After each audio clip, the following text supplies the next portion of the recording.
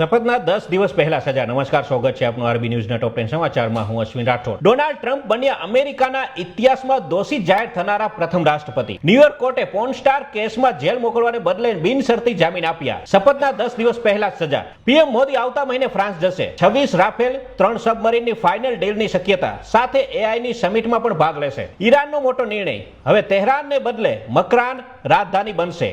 ભારતને થશે ફાયદો. પાકિસ્તાન સંકટમાં. પરમાણુ ઉર્જા આયોગના અધિકારીઓની મુક્તિ માટે ટીટીપીએ શરતો મૂકી. આજથી રિવરફ્રન્ટ ખાતે પતંગ મહોત્સવનો થયો પ્રારંભ. 600 થી વધારે પતંગબાજો લેશે ભાગ. લુધિયાણા વિસ્તારના આમ આદમી પાર્ટીના ધારાસભ્ય ગુરપ્રીત બસી ગોગીનું ગોળી વાગવાથી થયું મોત.